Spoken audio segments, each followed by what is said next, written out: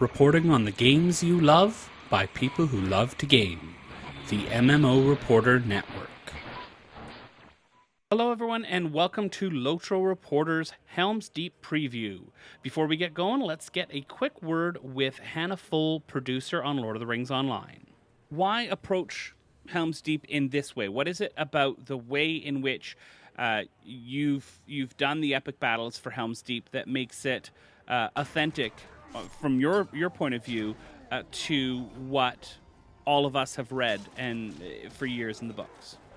Sure. Helm's Deep and the battle for Helm's Deep is sort of unprecedented at this point in the story. It is a huge, epic battle, for lack of a better word. We've had sort of, smaller fights. This definitely isn't the first time that we've experienced war, but on this scale, this is the first time. And so we really wanted to treat that right. And we really wanted to show the scale. And to do that, we had to do a lot of sort of tech work behind the scenes. So a lot of times when you come out and you see on the wall for the first time 30,000 orcs standing there, that didn't just happen. A year ago, I think we could have 20.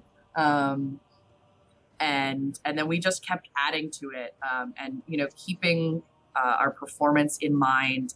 And so we created a situation where you really sort of feel the grandeur, you feel the sort of overwhelming scale of epicness. Yeah, I keep trying to not use the word epic, but it feels it's an epic battle. It is an epic battle. We named it that for a reason. We wanted you to feel that, and so at every turn, we asked ourselves, what's it going to feel like for players? And when you listen to the sound and you see the FX and you see, the catapults firing these, balls of flame at you and the arrows whizzing by you, all of that it's very purposeful. We want you to feel like you're in the middle of the battle. And, we were inspired in a lot of ways. Joe Barry, the lead designer of the system, he watched the opening scene to Saving Private Ryan a lot. Oh. And you definitely feel that in the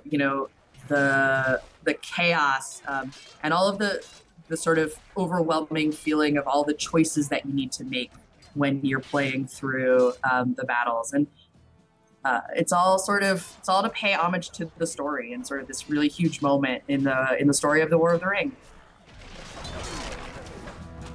So first we're going to start off with talking about the different battles that you're going to be able to fight in. You'll be able to fight on Helm's Dyke, on the Deeping Wall, at the Hornburg, and then in the Deeping Combe and the Glittering Caves. So there's different battles, and of course there's going to be different scenarios where you can have one or duo, you can have 3-man, 6-man, or 12. Different battles are going to have different group sizes available to you.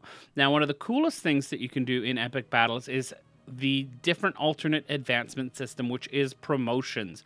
You can either look at becoming an engineer, an officer, or a vanguard. The engineers build stuff, use stuff more effectively. The officers order the troops that are there around, and the vanguards are badass fighters. So you can see I'm putting some points in here. It's very similar to the talent tree. You're going to be able to have two different promotion trees available, and you're going to be able to level those up. You have a little bit more flexibility in that you're not stuck paying double points in the trees that you don't focus in, so to speak. Now, what we've also got here as well in the same UI is sort of the completion and rewards window. Pretty simple. The better you do, the better you get. So we've got a fight here. This is, I do believe, the Deeping Wall fight, and I'm going to show you a few different things that I did in this fight. First of all, I wanted to focus more on sort of the engineering sort of stuff, so I was really focused on building these rock drops that they had, manning the catapults, getting everything set up, because I had just traded into the engineer tree. So that was most of the stuff that I did here, and you can see the UI for that there. The entire system for ordering the different soldiers around is all through a similar UI for using catapults, engineer stuff. Everything works on this other system, and basically you can see here as I'm trying to load it up, it slowly sort of fills up the thing, and you've got work units that you can use, and each action takes a certain amount of work units, and you can every second you're putting so many work units into it. Now you can trait into the engineer tree, and you can become better at, for example, getting more work units per second. And so I think it's a really interesting system and a different way to do it when you're talking about the different siege weapons and stuff like that. So here I am using a catapult, and you are able to, first you have to wind it up, then you have to choose your shot. You can aim it left and right. There are upgrade options, powder options that you can upgrade as you get through the engineer tree. So it's really interesting to see these different siege weapons and how they affect the epic battles. Overall, I found myself running around mostly doing the engineer stuff because I found it the more interesting thing to do. The Vanguard stuff was very skirmish-like. Of course, you had a few other abilities that you were able to use. And here I am trying to aim for the enemy catapult here. But overall, I really found myself clicking with the engineer class. Those of you who like to order people around, the officer class, you can tell your soldiers which class to, which stance to be in.